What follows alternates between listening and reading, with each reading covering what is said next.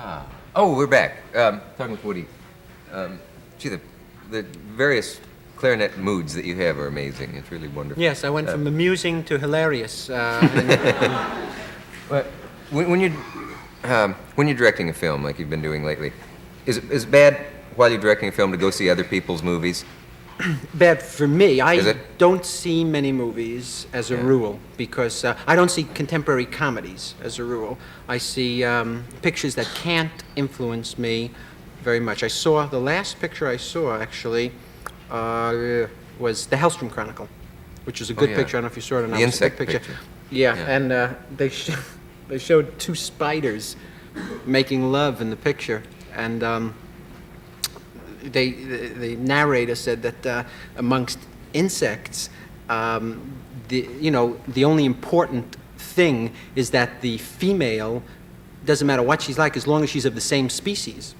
And that interested me because those are my standards, you know? And so it was really fascinating. You identified with the bugs. Immediately, so because you can't escape identifying if you go to the movies, I think, no matter what it is. I thought I would be safe in that picture.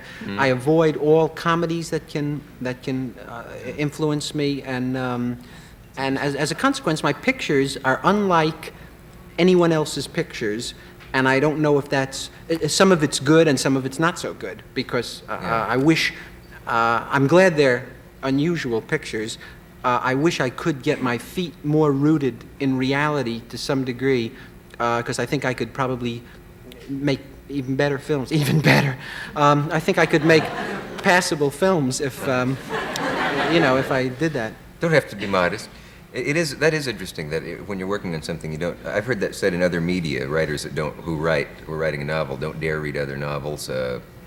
Songwriters can't listen to other music, and yet there are those who do, who are afraid that they're going to not be hip to something that's going on. And I think if your work comes from inside your own head a lot, you know what I mean? Like I'm thinking of Fellini, whose images on the screen and whose projects are enormously personal.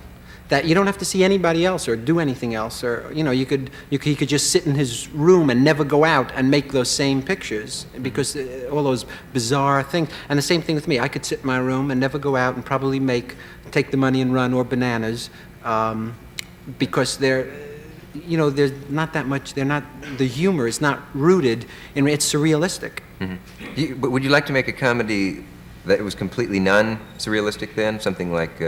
Where everything in it could actually happen, and like It Happened One Night, or some of the old classic comic films like that. I don't know. I might want to do that for fun. Is that what you meant when you said more based in reality? Yeah. As it turns out, the projects that I'm working on now, I'm going to appear in the film version of my play, Play It Again, Sam. Paramount's making it into a movie, and I'm not directing it or anything, but I will be appearing in it. It will require about 8 weeks of acting. But that I would not consider my movie. That's just an acting job. But following that, in December, I'm going to go into production with a film that I wrote and will be starring in and directing, starring in with other people, and directing based on Dr. Rubin's book, Everything You Always Wanted to Know About Sex But Were Afraid to Ask. And I've written a script that can only be described as Rabelaisian. And what would be another word for it? Trashy.